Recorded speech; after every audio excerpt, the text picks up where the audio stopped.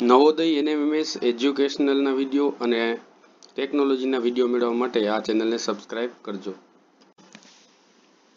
મિત્રો, આજે આપણે જોવાના છીએ નવોદયની આકૃતિઓ. તો જોઈએ આપણે પ્રશ્ન પહેલાની અંદર આપણે જોઈએ તો આ આકૃતિને તમે નીચેના ભાગથી જુઓ તો નીચેની જે આ રેખા છે એ જમણી બાજુ છે. આ રેખાને પણ નીચેથી જોશો તો તમને જમણી બાજુ લાગશે. આ રેખાને તમે નીચેના ભાગથી જોશો તો જમણી તરફ લાગશે, જ્યારે આમાં રેખા ડાબી તરફ જાય છે, જેથી જવાબ આવશે બી. ત્યારબાદ બીજા પ્રશ્નની અંદર બે વર્તુળ એકબીજા સાથે જોડાયેલા છે. અહીંયા પણ બે વર્તુળ એકબીજા સાથે જોડાયેલા છે, અહીંયા પણ બે વર્તુળ એકબીજા સાથે જોડાયેલા છે, જ્યારે અહીંયા ત્રણેય વર્તુળ એકબીજા સાથે જોડાયેલા છે, જેથી જવાબ આવશે ઓપ્શન ડી.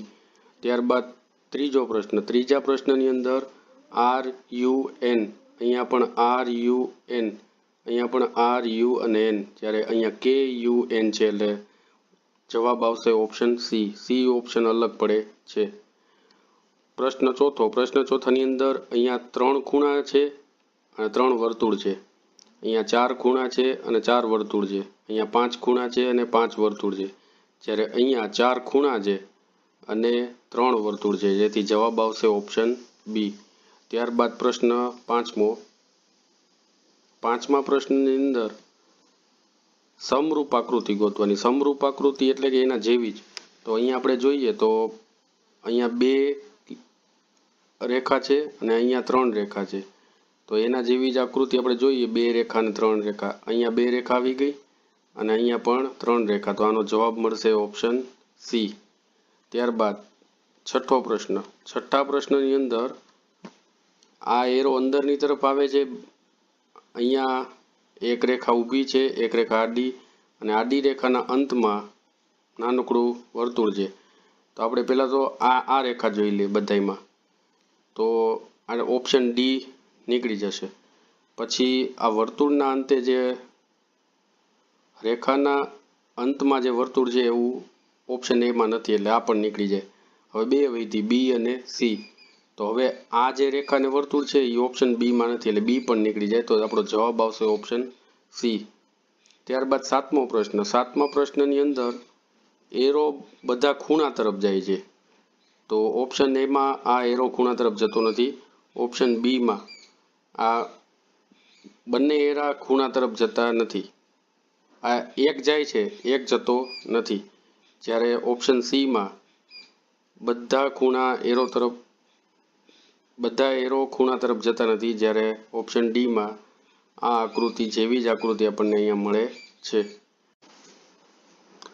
8મા પ્રશ્નમાં જોઈએ તો અહીંયા આપણને એરો આપેલો છે. એરો જાય છે ડાબી તરફ અને અહીંયા વર્તુળની અંદર એની રેખા જાય છે. તો ઓપ્શન એ નહીં આવે, કારણ કે એની રેખા વર્તુળની અંદર જતી નથી, એટલે ઓપ્શન એ નીકળી ગયો. પછી ઓપ્શન સીમાં અહીંયા એરો છે નહીં, એટલે સી પણ નીકળી જશે. હવે ઓપ્શન બી અને ઓપ્શન ડી વધ્યા. તો બીજી જે રેખા છે એને આપણે જોઈએ તો અહીંયા બી છે અને ચોકડી છે. તો અહીંયા બી અને ચોકડી છે, જ્યારે ઓપ્શન ડીમાં બી અને ચોકડી નથી. તો આપણો જવાબ આવશે ઓપ્શન બી. હવે જોઈએ આપણે ભાગ 3માં પ્રશ્ન એવો હોય છે કે એક ચિત્રના 4 ભાગ હોય. 4 ભાગમાંથી 3 ભાગ તમને આપેલા હોય ને 1 ભાગ હોતો નથી. એ કયો ભાગ છે એ આપણે જવાબ મેળવવાનો હોય છે. હવે 9મા પ્રશ્નમાં આપણે જોઈએ તો અંદર એક નાનકડું વર્તુળ છે. એ વર્તુળની બહાર આછું ડાર્ક કરેલું ચોરસ છે અને એની બહાર ઘાટું ડાર્ક કરેલું ચોરસ છે. તો એવી આકૃતિ આપણે અહીં જોઈએ તો જવાબ આવશે ઓપ્શન ડી, કારણ કે અહીંયા નાનકડું વર્તુળ છે, બહાર આછો ડાર્ક કરેલો ચોરસનો ભાગ છે અને એની બહાર મોટા ચોરસનો ડાર્ક કરેલો ભાગ છે. ઓપ્શન સી શા માટે નહીં આવે? કારણ કે એની સૌથી બહારની બાજુ પણ ડાર્ક કરેલું છે. ઓપ્શન બીમાં પણ સૌથી બહારની બાજુ ડાર્ક કરેલું છે. ઓપ્શન એની અંદર પહેલો ભાગ વર્તુળ છે નહીં, તેથી જવાબ આવશે ઓપ્શન ડી. ત્યારબાદ 10મા પ્રશ્નની અંદર આપણે જોઈએ તો અંદરનો ભાગ કોરો છે, આ બાજુનો ભાગ, એટલે અહીંયા આ બાજુનો ભાગ છે જ નહીં, અહીંયા પણ આ બાજુનો ભાગ છે જ નહીં, આ બંને ભાગ કોરા છે, તેથી સી અને ડી માંથી કોઈ પણ એક આવશે. ત્યારબાદ બીજો જે ભાગ છે એ પૂરેપૂરો ડાર્ક કરેલો છે, તો બીજો ભાગ પૂરેપૂરો ડાર્ક કરેલો ઓપ્શન સી માં આપણને જોવા મળે છે, તેથી આનો જવાબ આવશે ઓપ્શન સી. ત્યારબાદ 11મો પ્રશ્ન. 11મા પ્રશ્નની અંદર આ એરો અંદરની તરફ, આ એરો અંદરની તરફ, આ એરો અંદરની તરફ, તો અહીંયા પણ જે જવાબ આવશે એમાં ઓપ્શનની અંદર એરો અંદરની તરફ, ચારેય એરો ભેગા થવા જોઈએ, એટલે અહીંયા જવાબ આવશે ઓપ્શન ડી. ત્યારબાદ 12મો પ્રશ્ન. 12મા પ્રશ્નની અંદર તો જે આકૃતિ તમને આપેલી છે 3 ચોરસમાં, એ જ આકૃતિ અહીંયા લેવાની થશે. તો આના જેવી આકૃતિ આપણે જોઈએ તો ઓપ્શન એ જવાબ આવશે. ત્યારબાદ 13મો પ્રશ્ન. 13મા પ્રશ્નની અંદર શ્રેણી છે, અહીંયા શ્રેણી છે. શ્રેણી એટલે કે શૃંખલા. શૃંખલા એટલે અહીંયા તમારે ક્રમમાં આવેલું જવાનું. પહેલા આવી આકૃતિ દોરી, પછી અહીંયા આ ફૂલ દોર્યું, ફૂલનું પાન, ત્યારબાદ બીજું ફૂલનું પાન. હવે બીજા ફૂલનું પાન છે ને ઘડિયાળની દિશામાં છે, એટલે કે અહીંયા હવે અહીંયા એક પાન દોરાશે, તો આપણો જવાબ આવશે ઓપ્શન એ. કારણ કે અહીંયા આખે આખું ફૂલ આવી જાય છે, અહીંયા વચ્ચે ફૂલની પાંદડી દોરાણી, જ્યારે અહીંયા પાંદડી ઉલટી દિશામાં દોરાણી છે, તેથી જવાબ આવશે ઓપ્શન એ. ત્યારબાદ 14મો પ્રશ્ન. તો 14મા પ્રશ્નની અંદર આપણે જોઈએ તો ઘડિયાળની દિશામાં બધી નિશાની આગળ વધે છે. જેમ કે ચોકડી અહીંયા છે, ત્યારબાદ ચોકડી અહીંયા આવી, હવે ચોકડી અહીંયા આવી, તો હવે ચોકડી અહીંયા આવશે, એટલે કે આ 4માંથી જ્યાં ચોકડી આ 2માં છે. તો હવે બીજું ઓપ્શન જોઈએ તો ચોકડીની પાછળ એરો છે, અહીંયા પણ ચોકડીની પાછળ એરો છે, અહીંયા પણ ચોકડીની પાછળ એરો છે, તો હવે ચોકડીની પાછળ એરો એ ઓપ્શન બીમાં જ જોવા મળે છે, એટલે આપણો જવાબ આવશે ઓપ્શન બી. ત્યારબાદ 15મો પ્રશ્ન.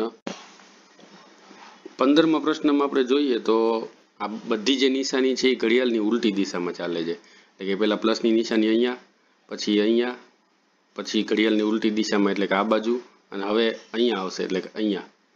એટલે પ્લસની નિશાની આવતી હોય એવી એક જ આકૃતિ છે, જે આપણો જવાબ બનશે એ છે ઓપ્શન ડી. ત્યારબાદ 16મો પ્રશ્ન. 16મા પ્રશ્નની અંદર ઘડિયાળની સીધી દિશામાં, એટલે કે પહેલા ગુણાકાર અહીંયા, પછી ગુણાકાર અહીંયા, પછી ગુણાકાર અહીંયા, તો હવે ગુણાકાર અહીંયા આવશે. જો અહીંયા સરવાળો છે એટલે આ નહીં આવે, અહીંયા ગુણાકાર છે પણ અહીંયા કોઈ નિશાની લેવાની જ નથી, અહીંયા ગુણાકાર છે અને અહીંયા ગુણાકાર છે પણ અહીંયા કોઈ નિશાની છે નહીં, એટલે આપણો જવાબ આવશે ઓપ્શન સી. ત્યારબાદ ભાગ 4 છે. ભાગ 4માં પ્રથમ 2 આકૃતિનો જે સંબંધ છે એવો જ સંબંધ બીજી 2 આકૃતિનો હોય છે, એટલે આ બંને આકૃતિના આધારે આપણે આ આકૃતિનો જવાબ આપણે મેળવવાનો હોય છે. હવે અહીંયા 17મા પ્રશ્નમાં જોઈએ તો અંદર નાની ચોકડી છે ને આપણે મોટી ચોકડી બનાવી દઈએ તો આવી આકૃતિ બને. તો અહીંયા જે સરવાળાનું નિશાન છે એને મોટું બનાવી દઈએ તો આપણો જવાબ આવશે ઓપ્શન બી. કારણ કે આડી અને ઊભી લીટીને વર્તુળના બિંદુ સાથે જોડી દઈએ તો આવી આકૃતિ બને. 18મા પ્રશ્નની અંદર આ આકૃતિ જે છે પહેલી આકૃતિ એને આમ એક વખત ફેરવીએ તો આવી આકૃતિ બને. તો આને એક વખત ફેરવવાથી કેવી આકૃતિ બનશે, તો એનો જવાબ આવશે ઓપ્શન ડી. ત્યારબાદ 19મો પ્રશ્ન. 19મા પ્રશ્નની અંદર આ આકૃતિને આપણે આ બાજુ, એટલે કે જમણી બાજુનો ભાગ ડાબી બાજુ, ડાબી બાજુનો ભાગ જમણી બાજુ લઈ લેવાનો છે.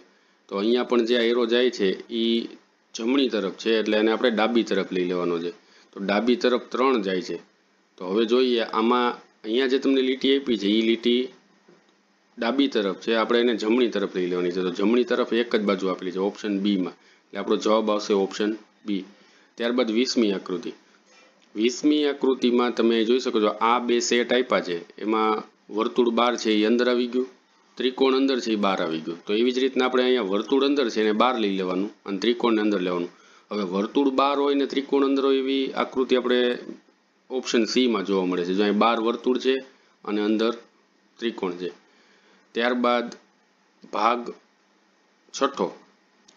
ભાગની અંદર તમને એવી સૂચના આપવામાં આવી છે કે ભૌમિતિક ચિત્ર પૂરું કરવાનું, એટલે કે ત્રિકોણ, ચોરસ કે વર્તુળ બનાવવાનું હોય છે.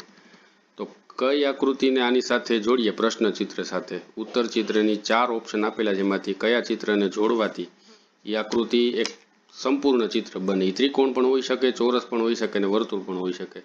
તો 21માં જોઈએ તો 21ને હવે આની ટ્રીક એવી છે કે અહીંથી તમે પેન્સિલની મદદથી કે બોલપેનની મદદથી અહીંયા વર્તુળ તમે પૂરું કરો તો અહીંયા જે આકૃતિ બનશે એ આકૃતિ આપણો જવાબ હશે. તો અહીંયા ઓપ્શન બી છે એ આપણો જવાબ છે. ત્યારબાદ 22મો પ્રશ્ન. 22મા પ્રશ્નની અંદર અહીંયા નાનકડો ત્રિકોણ ડાર્ક કરેલો, પછી બે ત્રિકોણ છે. તો એવી આકૃતિ આપણે જોઈએ તો ઓપ્શન એ માં છે.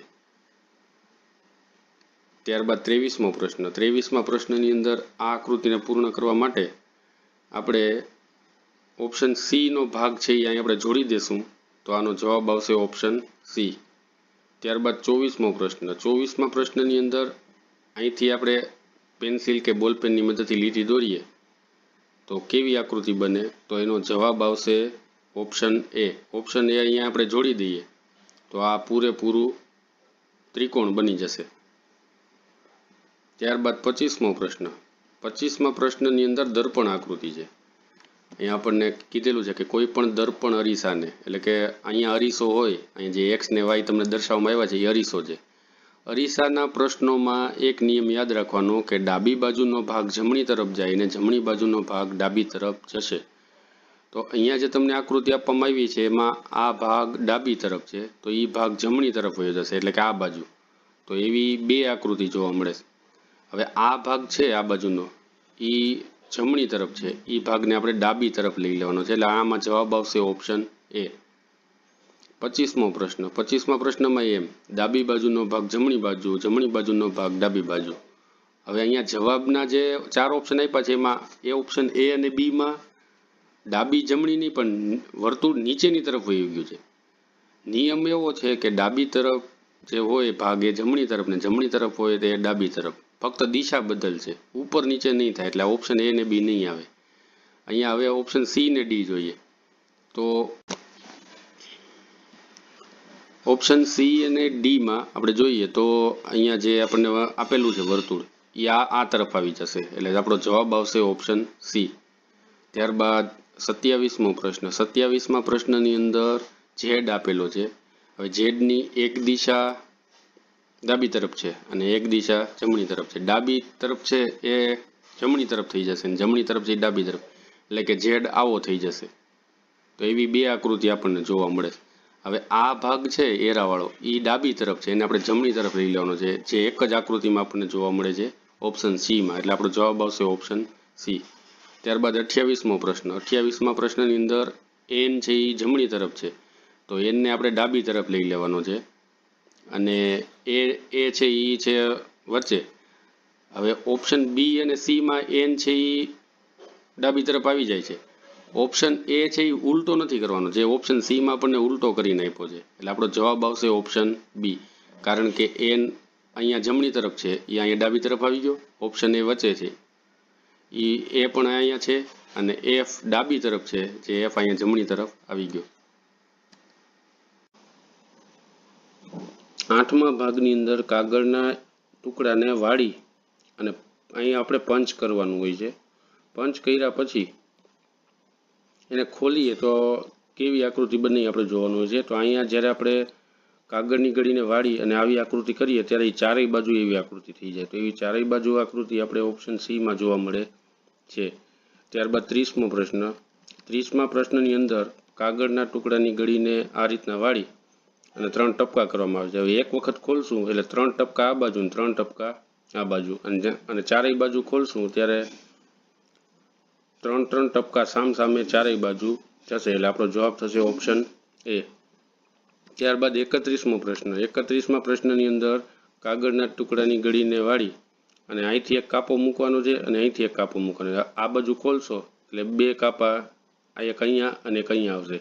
એ જ રીતના એક અહીંયા અને એક અહીંયા, એ જ રીતે એક અહીંયા અને એક અહીંયા.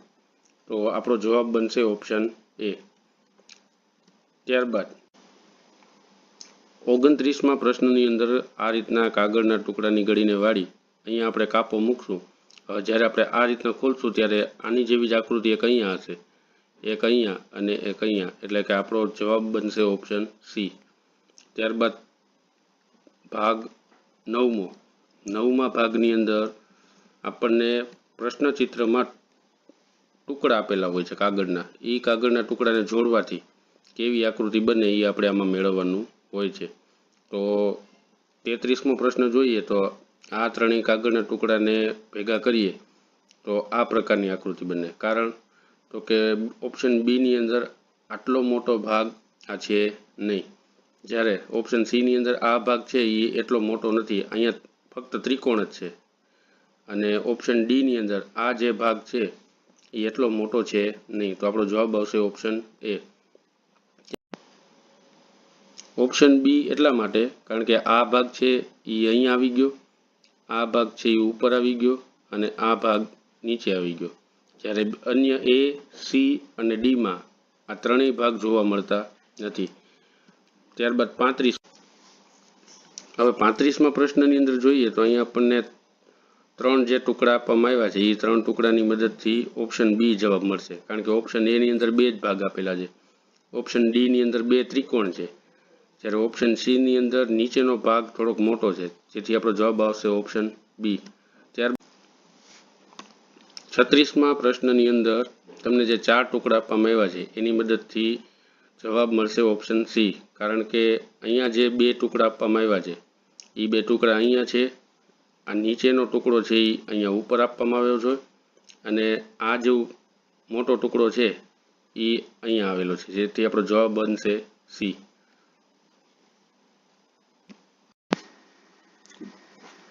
ભાગ 10માં આપણે જે પ્રશ્નચિત્ર આપેલું છે, જે આકૃતિ યા ઉત્તર ચિત્રમાં કોની અંદર સમાયેલ છે એ આપણે મેળવવાનું હોય છે. તો અહીંયા જે આકૃતિ આપવામાં આવી છે એ અહીંયા આપણને ઓપ્શન એમાં જોવા જ નથી મળતી, ઓપ્શન સીમાં પણ જોવા મળતી નથી, કારણ કે ત્યાં વચ્ચેના ભાગમાં વર્તુળ છે.